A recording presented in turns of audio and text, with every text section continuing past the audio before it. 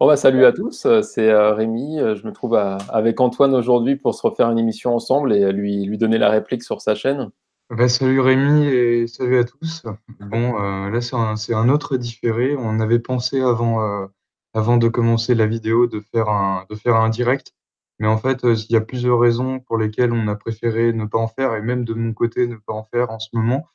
Sauf sur Facebook, c'est parce que quand on fait des directs, surtout quand on veut parler de sujets qui sont jugés virulents, il y a ça crée un certain attroupement énergétique en direct live.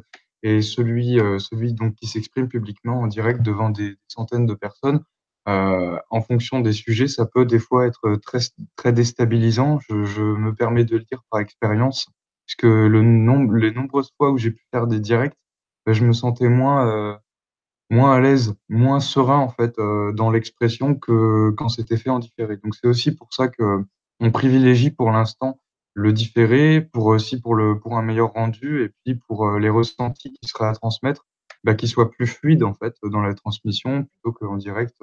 On peut se retrouver bah, avec par exemple des commentaires qui peuvent être désobligeants où on insulte notre string ou on nous juge en fait sur ce qu'on peut dire sur le moment et ça peut être vraiment déconcertant par moment. Donc voilà, on repart sur une émission. Donc vas-y, Rémi, je te Ouais, laisse continuer. ouais, ça marche. Bon, en tout cas, ça sera un plaisir de faire un direct, un de ces 4, franchement au Ah plaisir. oui, Je pense qu'on l'annoncera un peu en avance, comme ça les gens qui seront bien chauds, ils seront là pour avoir des commentaires pertinents et pas uniquement, comme tu dis, des commentaires de gens qui sont là pour foutre le bordel. c'est important de comprendre que quand on parle de sujets qui sont considérés comme négatifs, tous ces sujets, on a remarqué, je dis on parce que on est de plus en plus nombreux, enfin, on est de plus en plus nombreux. On est un nombre conséquent qui avons remarqué ça. C'est que quand on va parler de ça, beaucoup de personnes vont avoir un réflexe de se braquer, en fait, par rapport à ces informations, en considérant qu'elles sont donc négatives et que par conséquent, étant donné qu'elles sont jugées négatives, eh ben, il ne faut absolument pas en parler parce que si on en parle, on va finir par nourrir le mal, on va nourrir le négatif et on va finir par en devenir complice. Alors que c'est totalement faux et que c'est probablement un des mensonges les plus puissants actuellement qui serait bénéficiaire pour les forces de l'ombre. Ce genre d'état d'esprit, de façon de voir serait justement très bénéfique pour ces forces-là, pour leurs agendas, puisque moins les gens en parlent. Alors après, voilà, c'est là qu'on va rebondir là-dessus, mais moins les gens en parlent par refus et par rejet, donc par peur en fait derrière, plus justement cet aspect-là occulté de l'ombre va s'amplifier et va se renforcer. Donc cet aspect, l'ombre en fait, quand on en parle, elle a plusieurs façons de s'alimenter en tant qu'ombre. C'est-à-dire qu'elle va s'alimenter non seulement par les personnes qui vont occulter celle-ci en considérant qu'elle est trop négative pour pouvoir la mettre en lumière et à l'inverse, ceux qui justement en vont en parler en surdose et vont y mettre de l'émotionnel à travers leur discours, qui va faire que cet aspect émotionnel qui est très important va renforcer justement la lutte contre laquelle ces gens-là revendiquent. À savoir, bah, je donne des exemples contre la franc-maçonnerie, contre les réseaux sataniques. Il y a une certaine façon d'en parler qui fait toute la différence quant à est-ce que ça nourrit ou est-ce que ça nourrit pas. Et ça, c'est très important, très très important de le rappeler. Parce que Ouais, c'est vrai qu'il y a tellement d'amalgames en ce moment, particulièrement en ce moment, vu qu'il y a plein de choses qui remontent à la surface, mais où il y a des gens qui vont juger à tort et à travers des personnes qui vont parler de ça. Et le fait qu'il y ait quelques mots-clés qui sont utilisés dans le discours de certains, eh ben, ça va renvoyer en fait à la projection de la personne qui va dire: «Ah ouais, elle a parlé de ça, elle est donc négative». Alors il y a les évangélistes aussi, je n'ai rien contre eux, mais c'est vrai qu'ils sont assez toxiques dans les partages qu'on peut faire, dans le sens où quand on dit que Jésus n'est pas le sauveur et que c'est pas le maître de tout et que voilà, c'est au-delà de Jésus, c'est une énergie christique qui ne dépend pas d'ailleurs d'une religion. Et ben forcément, quand pour ceux qui suivent le dogme à la lettre dans les écrits bibliques ou même autres, ben forcément ça crée des divergences et beaucoup finissent par considérer celui qui parle de ça comme étant un démon, chose qui m'est arrivée, et plutôt que l'inverse. Donc en fait, c'est les projections de l'occultation des gens, de leur propre part d'ombre qui est projetée sur nous, par exemple, et qui renvoie à la personne, bah, justement cette ombre qu'elle a en elle-même. Mais vu que la personne va adopter un schéma de division, de dualité.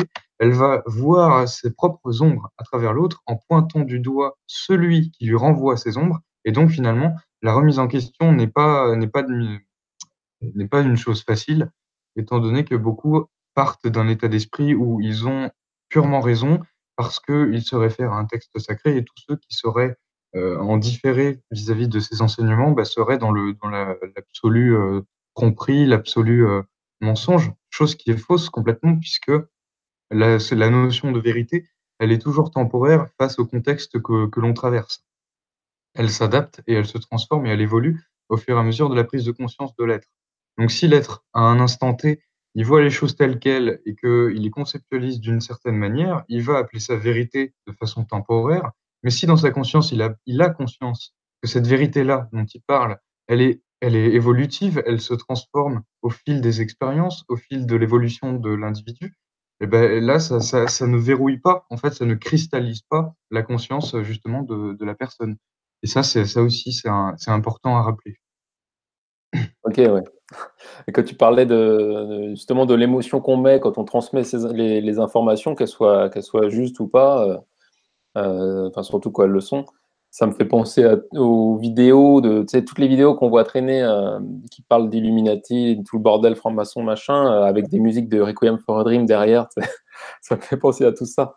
Genre là, Bah oui, là typiquement, on nourrit le truc avec de la peur à fond la caisse, quoi. mais en fait, c'est même plus que ça, Rémi, c'est que ça dépend d'une personne à une autre qui va regarder ce genre de vidéo. Tu peux très bien regarder ce genre de vidéo dans un but informel, informatif, qui va apporter une certaine information clé en toi à un instant T.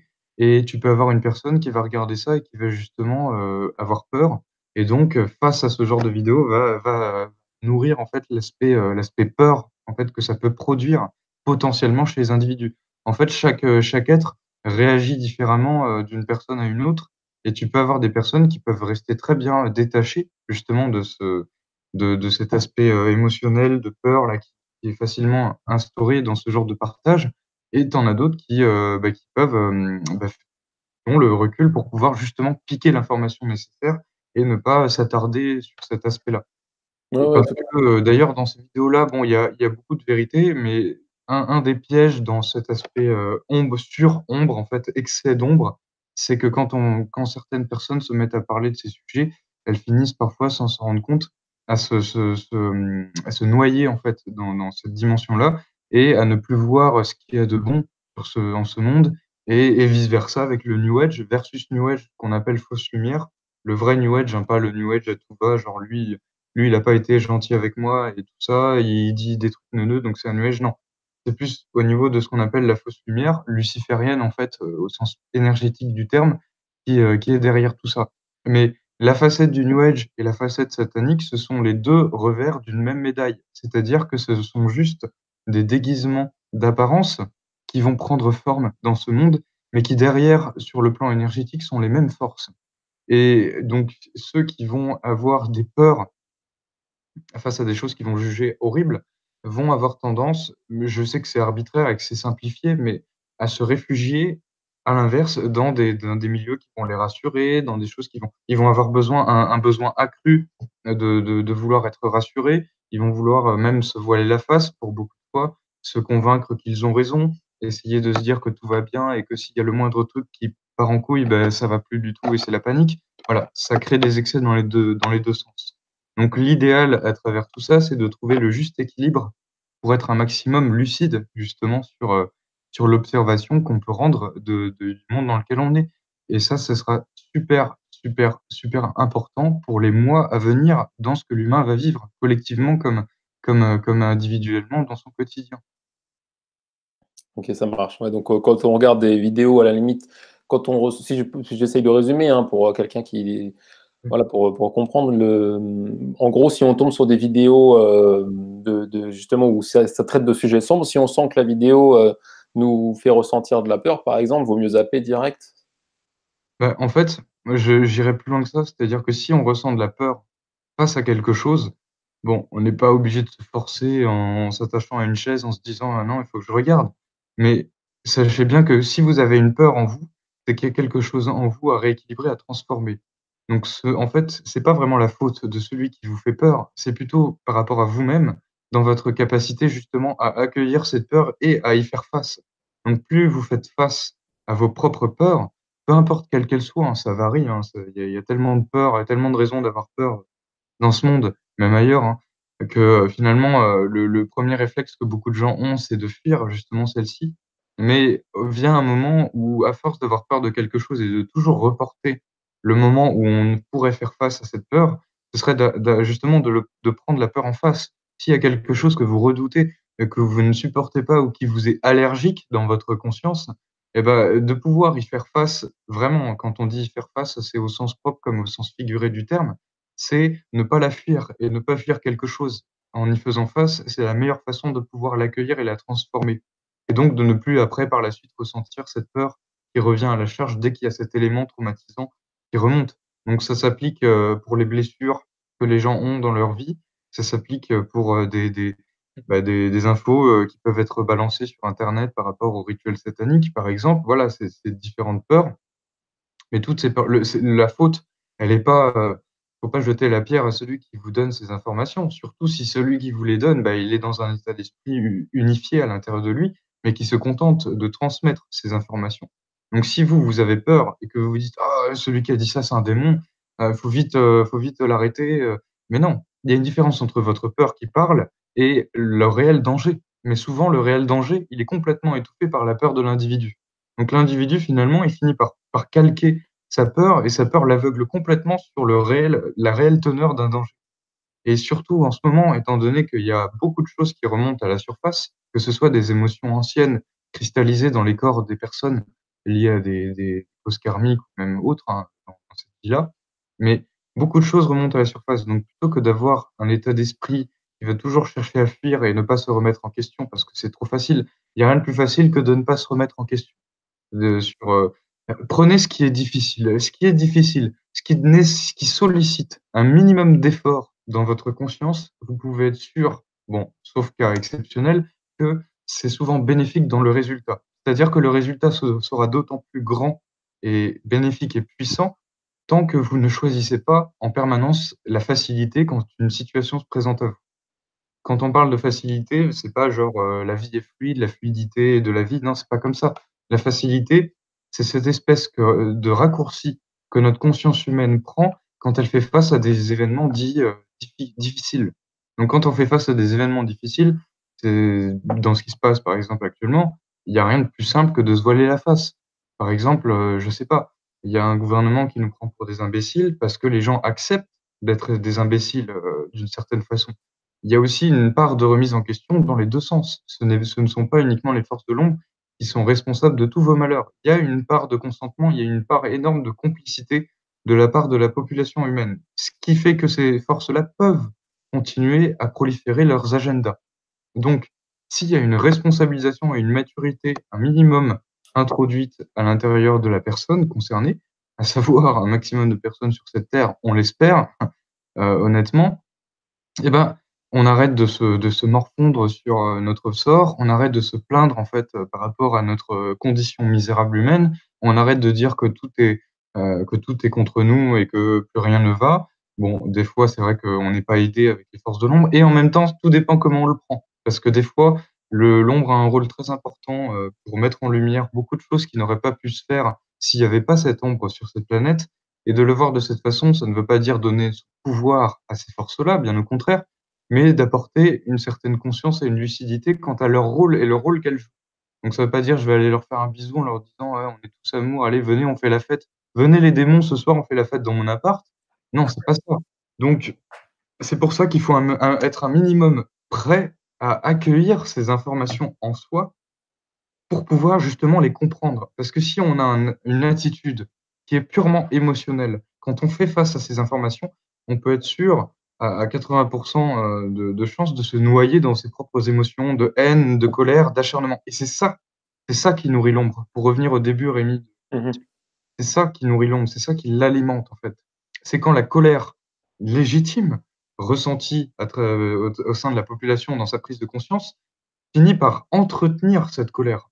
Donc cet entretien et cette non-maîtrise de cette émotion de colère finit par prendre le dessus.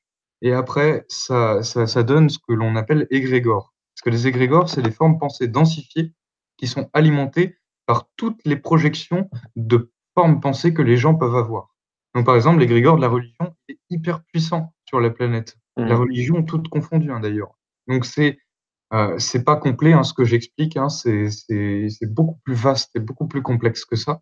Mais quand on s'y intéresse un minimum avec lucidité et détachement, parce que le détachement est primordial surtout face à ce genre d'informations, parce qu'il y a de quoi devenir fou assez rapidement, eh ben, on comprend qu'effectivement, on est dans un monde avec une énorme problématique sur le plan humain, mais même sur le plan de la nature, forcément, vu que les deux sont intimement liés et qu'effectivement, il y a une certaine urgence dans la prise de conscience que l'humain doit avoir pour pouvoir grandir et vaciller basculer vers, un nouveau paradigme. Mais ce nouveau paradigme, pour pouvoir prendre vie sur le plan concret et civilisationnel, en tant que civilisation humaine, il doit passer par cette prise de conscience de à qui il a affaire. À qui est-ce qu'on a affaire sur cette planète? Qui c'est qui nous pourrit la vie indirectement avec notre consentement, je reprécise, parce qu'il y a toujours une part de consentement. Mais qui sont les antagonistes, en fait?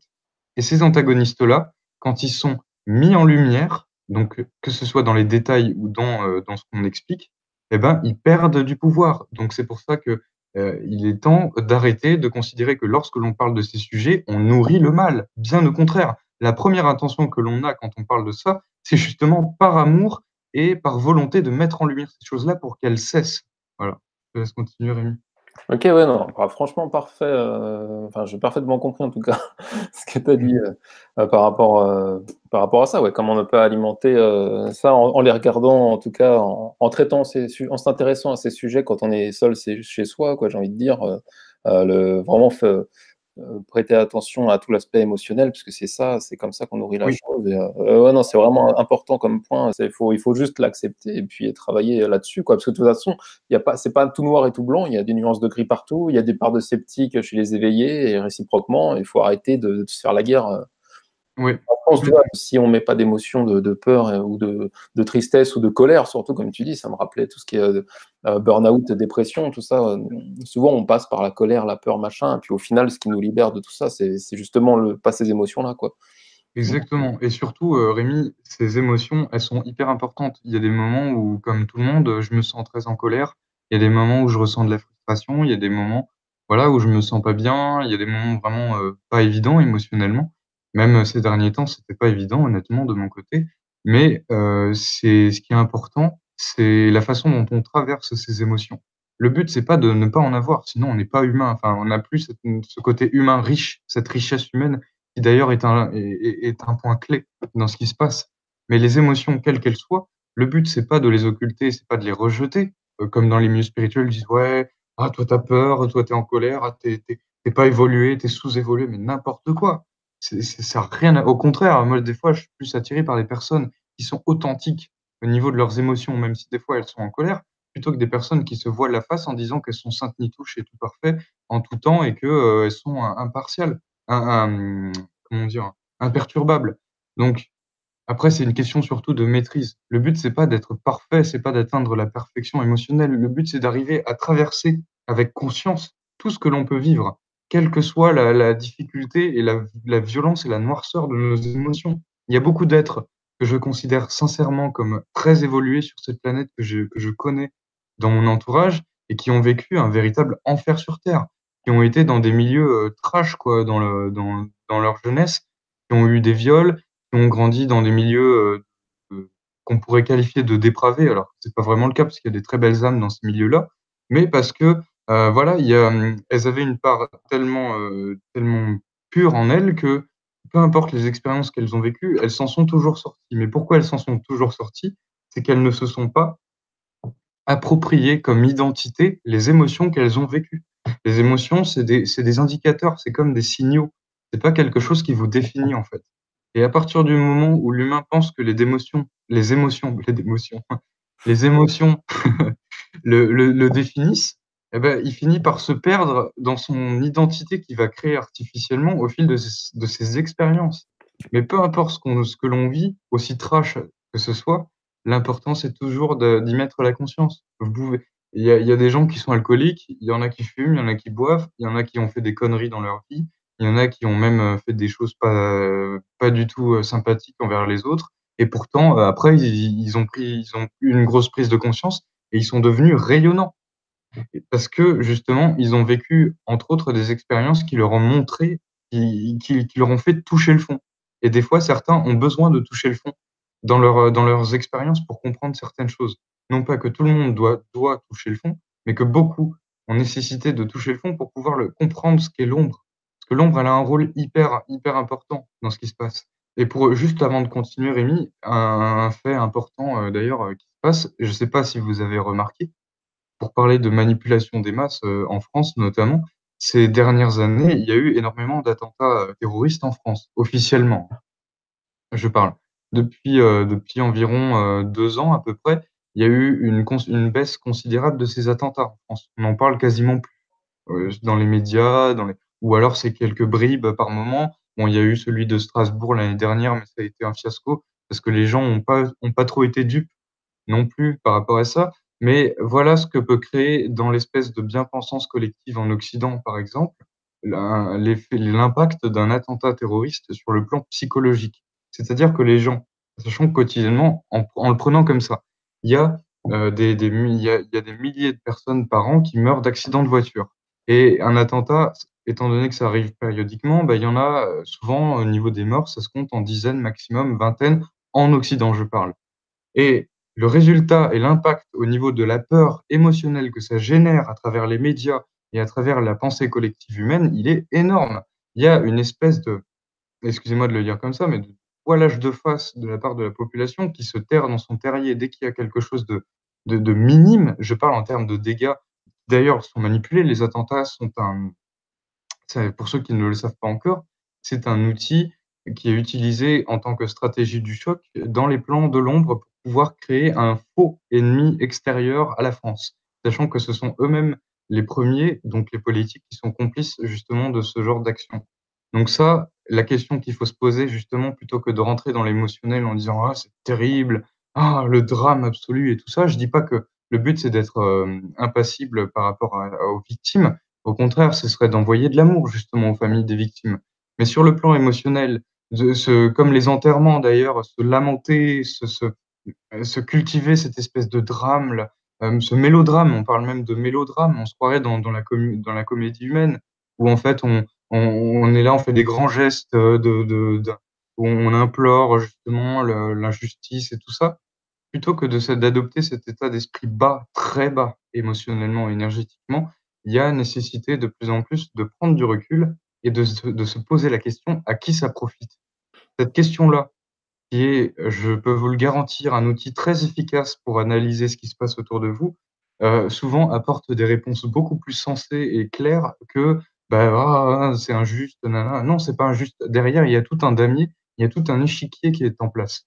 Non, Voilà. non, c'est clair, c'est clair. Voilà. À qui profite le crime, enfin, il y a À qui profite le crime, ça toujours. c'est la 1re question à se poser, là. Enfin, je veux dire, avec celui qui croit une seconde que ça profite aux musulmans, là, parce qu'on prend cet exemple-là, franchement, ça n'a pas de sens. Donc Mais non, ça n'a pas de sens. à partir de là, comment on peut croire enfin bon, après Mmh, ça devient limite politique, mais bon, la question, elle est simple, mais je suis entièrement d'accord, quoi. mmh, On gagne un temps fou en pensant à ça plutôt qu'à se lamenter et à avoir des ennemis où il y en a pas, quoi. c'est ça, c'est ça. Et du coup, j'en profite, puisque je peux en placer une. Bon allez, OK, il y a pas de ouais, c'est oh vas-y, tant pis. Si ton esprit directeur pouvait un peu la mettre en veilleuse, ça OK, bah, je suis très vexé d'ailleurs, je rougis. Non, si je suis à cause de l'effet de la caméra, mais non, mais vas-y, va te faire foutre, mais non, mais vas-y. non, je plaisante, en plus, c'est hyper intéressant. J'aimais bien l'image, enfin bien verbaliser le fait que nous ne sommes pas nos émotions, quoi. C'est tellement ça, quoi. C'est comme de dire: «Nous ne sommes pas notre corps», quoi, même si ça en dépasse beaucoup, c'est important, quoi. Mais je voulais justement rebondir du coup, parce que là, on a beaucoup parlé du fait de pour ne pas alimenter les sombres, quand on est, on va dire, tout seul chez soi devant des vidéos, YouTube, pour faire simple. Moi, ce qui m'intéresse aussi, c'est de savoir du coup, comment ne pas alimenter les sombres aussi sur le terrain. Est-ce que les gilets jaunes, c'est une fausse bonne idée ou comment on fait pour protester sans les alimenter finalement, quoi? Alors, les gilets jaunes, en soi, c'est une excellente idée dans son concept, dans son potentiel justement, en termes de conséquences que ça peut avoir justement sur la prise de conscience humaine. En tout cas, c'est ce que j'ai observé avec au fil des semaines, c'est qu'il y a un énorme pouvoir, comme une déferlante en fait, comme un tsunami, de renverser justement l'ombre, sauf uniquement, pas uniquement, mais entre autres, si les gens au sein des gilets jaunes, par exemple, ne se focalisent plus uniquement sur le président. Ça, j'ai pas arrêté de le rappeler, de le rappeler, de le rappeler. Arrêtez de vous focaliser, de mettre toute votre énergie et votre conscience sur le président, donc Macron. Ça ne sert strictement à rien, je le répète, même si je sais que ça peut en faire gueuler beaucoup. Pourquoi? Parce que comme on l'a déjà dit, c'est une marionnette, c'est un pantin, c'est un être qui a été conditionné dès son enfance pour appliquer les ordres qu'il avait à appliquer à un moment clé dans le déroulement du tapis de l'agenda des forces de l'ombre. Donc, c'est un pion. C'est comme si, il y avait un gros merdier, un endroit qui pue la mort et qu'il y avait un tout petit truc, insignifiant et que les gens étaient acharnés sur le tout petit truc insignifiant. C'est un peu ce qui se passe actuellement. Donc il y a une prise de conscience en parallèle qui, quand même, se fait au sein pas que des gilets jaunes, mais au sein de l'humanité en général. Ne serait-ce que déjà le fait que, bah, effectivement, de plus en plus de gens se rendent compte que c'est pas les politiques qui prennent réellement des décisions, mais c'est plus le joug de la finance. Et que quand on parle de la finance, c'est pas uniquement l'aspect économique, mais que c'est les groupes d'influence qui agissent à travers la finance pour pouvoir justement rediriger l'opinion dans une direction, mettre en place, avec l'appui des multinationales comme Monsanto, par exemple, des actions, en Amérique latine avec, en forêt d'Amazonie où en ce moment il y a un génocide forestier qui est en train d'avoir lieu de plus en plus et donc ça crée des révoltes au sein des peuples autochtones, par exemple. Mais bien plus encore. C'est pour ça que plus l'humain dans sa révolte la révolte intérieure en fait, cette révolte-là, elle est totalement légitime et celle que l'on peut ressentir à travers les gens, par exemple, qui sont mobilisés pendant les journées des Gilets jaunes, il y a une partie profonde de colère saine. Là, on parle de colère saine qui est très, très, très puissante et importante.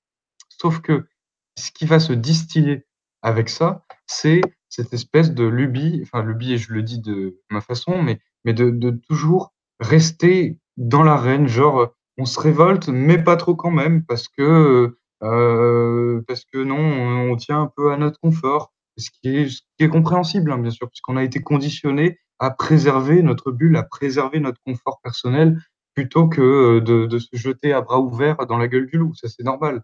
J'aurais envie de dire c'est normal. En tout cas, ça a été normalisé dans les mœurs. Mais aujourd'hui, par rapport à l'urgence actuelle sur toute la terre entière, c'est pas uniquement la lutte qui, de départ officialisée, doit évoluer. Ça doit pas être uniquement contre le carburant ou contre le président ou contre des lois uniquement. C'est beaucoup plus profond que ça. La racine du mal, si on peut appeler ça le mal, elle est beaucoup plus profonde que le gasoil ou que, ou que non mais ou que, des lois. Parce que ces lois, en fait, ce que les gens voient dans la partie visible de l'iceberg, ce sont en fait les miettes, les conséquences de cette racine qui agit dans l'ombre derrière toutes ces prises de décision. Mmh. Et le gouvernement, c'est un peu comme une troupe de théâtre qui va monter sur le piédestal, qui va donner en plus l'impression à la population qu'elle a le choix et un pouvoir de décision dans le politiquement correct à travers les urnes, par exemple, ou à travers son pouvoir démocratique, alors que pas du tout. Le vrai pouvoir que l'humanité a, c'est dans sa capacité justement à dire non et à agir en conscience en étant souveraine. Donc plus les gens vont retirer leur consentement par rapport à ces instances officielles, qu'elles soient médiatiques, qu'elles soient politiques et qu'elles soient économiques, plus elles vont tendre à une autonomisation collective au sein localement, par exemple dans le coin dans lequel on est, que les gens soient de plus en plus solidaires entre eux, qu'ils commencent à créer de vrais groupes, même désobéissants, même hors la loi. Parce que là, plus on va avancer, plus on va être hors la loi, pour ceux qui veulent un nouveau monde. Pour ceux qui veulent bâtir justement cette nouvelle terre, on va être hors la loi, officiellement, Ouais, il y aura juridiquement. plus le choix, il y aura plus le choix de toute façon. Il y aura plus de choix. Viendra un moment, en fait, où, les gens auront beau se dire: «Ouais, mais je veux monter un projet, pour la nouvelle terre» entre guillemets et j'aimerais bien rester dans les règles. Mais franchement, bon, Si on a les moyens pour financer ce projet, pas de problème, parce qu'on nous fout la paix d'une façon ou d'une autre. Enfin, pas tant que ça, parce qu'après dans l'énergie, il y a des entités qui viennent nous pourrir la vie, mais si on est, si on a une économie misérable dans son portefeuille et qu'on veut monter un projet collectif, par exemple sur un terrain. On va prendre l'exemple des terrains avec les villages autonomes, avec tout ce qui va avec. Bah, pour l'instant, pour ceux qui ont l'argent, il y a aucun problème. Tant que ça reste dans les normes, tant que ça reste politiquement acceptable et pas dérangeable pour, justement, les gouvernements.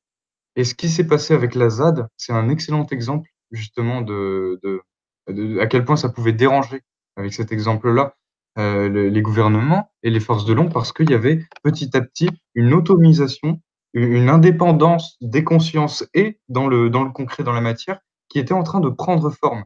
Bon, c'était pas parfait, c'était pas, le meilleur c'était pas l'idylle quoi, dans le projet, mais il y avait de superbes initiatives qui ont commencé à éclore avec cet exemple. Sauf qu'il a été réduit à néant, pas dans les consciences, mais disons dans le projet physique, il y a 2 ans à peu près. Donc ça, c'est un exemple. Donc plus on va avancer et plus les gens accepteront d'être hors la loi par rapport à ce système immoral, on peut en parler d'immoral, et moins ils se culpabiliseront d'être hors la loi et plus vite on pourra avancer tous ensemble dans les projets qu'on pourra mettre en place. Que ce soit en termes de stratégie, comme certains en parlaient dans les commentaires dans d'autres vidéos, parce qu'il y en a qui disent: «Oui, c'est bien de faire des vidéos», chose à laquelle je suis totalement d'accord, mais effectivement derrière, il y a petit à petit nécessité de commencer à mettre, à donner une forme à ces idées que l'on partage sur internet. Chose qui est le cas de notre côté, mais je préfère pour l'instant ne pas m'étayer, publiquement sur ça parce que plus on sera discret, dans l'organisation de nos projets, plus ce sera efficace et conséquent.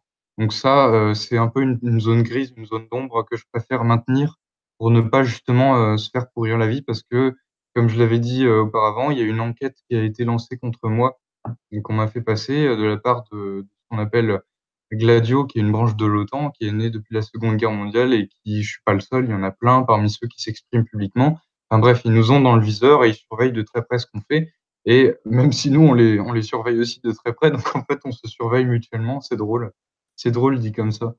Mais voilà, c'est vraiment important que les gens, apprennent à porter leurs couilles, au sens propre du terme et à ne pas trop baisser leurs pantalons, au risque déjà de fissurer leurs pantalons et bah, de se retrouver, excusez-moi de le dire avec ces mots, mais avec un trou béant, qui fait de plus en plus mal. Parce que c'est un peu ce qui se passe et ce qui est fait à l'humanité, c'est ce qui nous rend triste par moments, quand on voit, les dégâts qui sont faits à l'humanité et ce que l'humanité, en retour, fait à la planète. Donc tout ça, c'est pour ça qu'on parlait d'urgence, par avec ça. Apprenez à ne plus réclamer auprès du gouvernement. Parce que si vous réclamez quelque chose de leur part, que ce soit un meilleur salaire, que ce soit une meilleure condition de vie, vous pouvez être sûr de vous en prendre plein la gueule et que les choses ne vont pas avancer. Parce qu'eux, ils font tout pour temporiser face à vos protestations. Et si les gens protestent en réclamant un meilleur salaire et tout ça, ils n'auront pas non seulement ils n'auront pas gain de cause, même s'ils pensent l'avoir temporairement, mais en plus de ça, ils se la feront mettre encore plus profonde. Donc soyez indépendants, soyez le plus apolitique possible, dans le sens où vous n'avez pas besoin de gouvernement ou de politique pour pouvoir savoir qu'est-ce qui est bon pour vous dans vos vies et apprenez à ne plus, voilà, réclamer, réclamer, réclamer, réclamer. Des fois, on a presque l'impression de voir l'humain qui se met à plat ventre en réclamant à son bourreau de mieux le fouetter. Et arrêtez d'être des esclaves, arrêtez d'être considérés comme des chiens justement par ces gouvernements et par ces forces-là. Elles adorent, elles y prennent plaisir et les combattre, la première des manières de les combattre, c'est de retirer cette laisse que l'on nous a mise pendant des milliers d'années, quoi. Mmh. Ouais, ouais, complètement, ouais.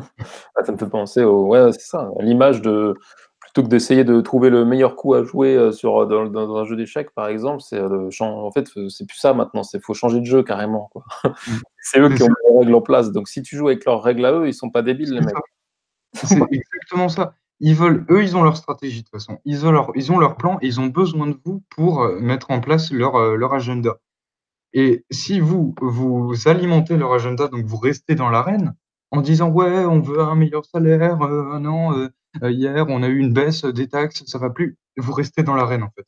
l'arène, elle est close. Vous restez dedans en pensant vous révolter au sein d'une loi dans l'arène, mais vous acceptez d'être toujours une bête de foire.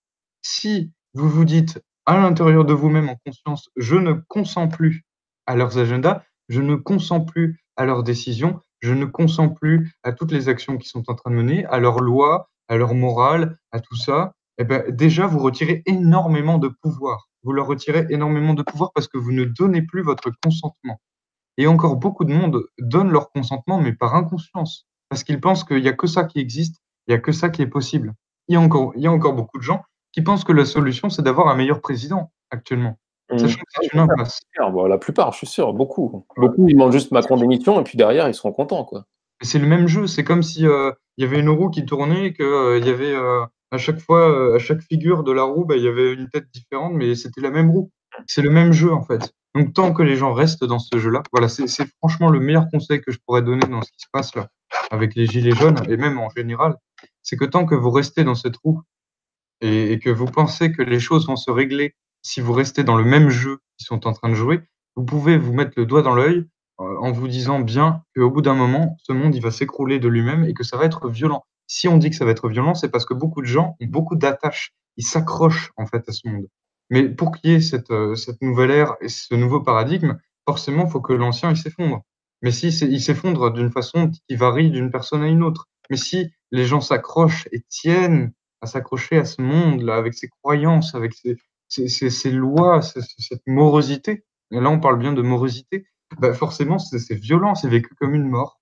Et cette mort-là, elle est nécessaire pour l'étape, comme la chenille, la chrysalide qui devient le papillon. C'est pareil. Mais en attendant, voilà, quoi qu'il arrive, gardez la foi, ne vous braquez pas si vous pouvez face à des informations qui peuvent vous sembler terribles. Le tout, c'est de trouver un juste équilibre dans tout ça et de ne pas se rabattre dans une facette plutôt qu'une autre, mais d'arriver vraiment à trouver cet équilibre en soi pour pouvoir après apporter un maximum de lucidité sur ce qui se passe dans notre monde. Parce que le monde est organisé de la même façon que notre intérieur, mais de façon, beaucoup plus élargie. Faire en sorte que ce changement se passe de la façon la plus agréable possible aussi, quoi. Voilà et le moins il y a d'attaches, moins il y a d'appréhension, moins il y a de cristallisation de nos pensées, de: «Ah, comment ça va se passer? Et si ça se passe comme ça?» Plus on va s'adapter sur la vague et plus on va vivre la transformation de façon, fluide et légère. Mais plus on va essayer de s'accrocher à des choses, quelles qu'elles soient et plus ce sera dur, plus ce sera violent et c'est pour ça que je dis que ça va être violent parce qu'on analyse, en fait, les poids d'inertie que l'humanité a et pour l'instant, l'inertie est plus tournée vers quelque chose qui va résister, quelque chose qui va entrer en confrontation, en fait, directe avec ses forces antagonistes, qui est une étape, nécessaire aussi et importante pour justement comprendre ce qu'il y a derrière. Donc, rien n'est à écarter, rien n'est à considérer comme inutile. Simplement, c'est juste des mises à jour qui se font au fil du temps, qui réadaptent et réajustent le contexte, que ce soit pour les gilets jaunes ou autres. Ouais. Ouais. Bon, en tout cas, merci encore pour cette émission, cette vidéo et puis le dernier point que tu dis sur le point que tu dis sur le détachement, je comprends tellement parce que moi j'ai beaucoup travaillé sur le détachement et c'est vrai que ça aide énormément, quoi. C'est plus parce qu'à chaque fois qu'on s'attache, en fait, on crée une peur de se détacher et du coup, ils jouent là-dessus et Ouais. le côté possession, justement, faut s'en débarrasser le plus possible parce qu'après, comme tu disais tout à l'heure, plus on comment tu disais? Tu disais, ouais, plus on se détache, quoi et moins on a peur de perdre quelque chose et du coup, ils peuvent pas jouer là-dessus. Et on le savoure mieux d'ailleurs parce que quand on alors le détachement, ça veut pas dire, je fous tout en l'air, je balance mon ordi par la fenêtre et tout ça. Si vous avez besoin de votre ordi, par exemple, heureusement qu'on a l'ordi pour faire passer des messages, à grande échelle. Mais quand on parle de détachement, c'est sur le plan intérieur que ça se passe. Ça ne nous empêche pas d'avoir une maison ou d'avoir un ordinateur, d'utiliser un ordinateur, mais c'est plutôt dans l'état d'esprit que l'on a en fait, face à tout ça. Donc si on a beau avoir 10 000 objets, si on est dans le détachement, bah, on peut avoir ces 10 000 objets, on n'a aucun problème. On peut Oui, oui, mourir en paix, on pourrait dire ça comme ça. Mais oui, c'est si, important. ouais, si on fait notre Picsou et qu'on veut absolument tout répertorier et tout garder pour nous, et que si ça s'effondre, bah, on meurt avec, bah oui, on meurt avec parce qu'on y introduit une partie de notre conscience. On projette une partie de notre énergie dans l'objet, dans le concept, dans le projet, comme ceux qui montent des projets en entreprise. On le remarque souvent. La chute, si le projet ne marche pas, et le résultat et la douleur vécue par celui qui échoue dans ce projet est proportionnelle à l'attachement et à l'implication qu'il a mis dans ce projet. Donc plus l'attachement et la projection est imbriqué dans le projet en lui-même, plus si le projet échoue, plus le côté l'effondrement sera violent dans la personne. C'est pour ça que d'ailleurs dans les milieux de la finance, la haute finance, quand certaines actions, par exemple dans le milieu des actionnaires, quand il y a certains trucs qui foirent et que les gens perdent tout, eh ben, il y a des suicides parce qu'ils ont fini par être complètement absorbés et à projeter en fait leur conscience dans tout ça, dans leur projet. Donc quand on a des projets, la clé en fait, c'est de ne pas y accorder trop d'importance. Ça veut pas dire ne le pas considérer comme important dans ce qui se passe actuellement, mais d'avoir toujours un pied hors de l'eau, un pied qui vous permet de vous stabiliser en vous-même et de ne pas, vous noyer en fait dans vos projections. Ça aussi, C'est vrai qu'il y a le détachement par rapport au matériel et comme tu dis, au projet, puis il y a aussi aux personnes, à l'entourage, tout simplement, aux fréquentations, hein. Moi, on peut aimer quelqu'un sans pour autant s'imposer de s'attacher à lui parce que enfin, tu vois ce que je veux dire? Dans l'idée du détachement, pas confondre amour et attachement, quoi, tu vois? bah, les 2 peuvent aller ensemble. En fait, je pense qu'au-delà de l'attachement, s'il y a de l'amour, si vous perdez tout, si vous perdez votre proche, si vous perdez votre conjoint, ce qui restera toujours, c'est l'amour. Donc tant qu'il y a de l'amour, il y a il y a de la vie, on pourrait dire. Donc n'ayez pas peur d'aimer, n'ayez pas peur d'aimer votre partenaire, n'ayez pas peur d'aimer, en fait, ce qui est en vous et ce qui est autour de vous et ça n'a rien d'ailleurs de new age. C'est quelque chose qui s'associe avec ce qu'on vit en ce moment parce que, l'amour rime avec justement le détachement. Mais le détachement, c'est pas genre je m'en fous et j'ai pas d'émotion quant à celui à qui j'ai affaire parce que soi-disant je suis dans le détachement. Ça n'a rien à voir avec ça. Si on perd quelqu'un qui nous est très cher, bah, c'est normal que l'on se sente déchiré à l'intérieur. Moi, je trouve ça même beau, quand c'est vécu avec la noblesse du cœur et qu'il y a l'amour qui en ressort. Et au contraire, je trouve ça vraiment beau. En fait, quand on parle d'attachement, c'est le côté, encombrant, dans la vie émotionnelle ou dans la vie avec les habitudes, on en a tous des habitudes, hein, plus ou moins.